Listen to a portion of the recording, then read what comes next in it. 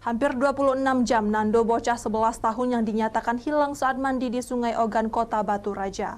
Akhirnya ditemukan petugas BPBD dan Basarnas dengan kondisi sudah tidak bernyawa. Korban ditemukan mengapung di aliran Sungai Ogan.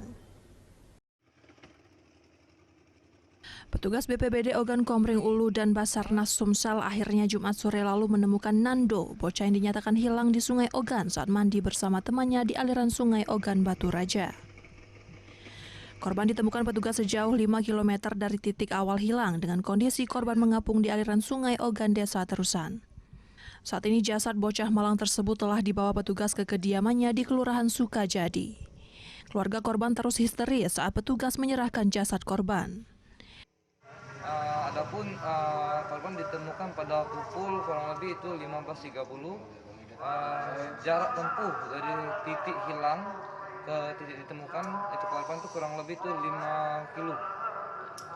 Daerah yang ditemukan itu di daerah Desa Terusan. Diberitakan sebelumnya korban terseret arus bersama ketiga temannya saat bermain di Sungai Ogan menggunakan bambu. Diduga korban tidak bisa berenang sementara ketiga korban lainnya diselamatkan pemancing yang kebetulan berada di lokasi. Dari Ogan Komering Ulu, Widori Agustino, iNews melaporkan.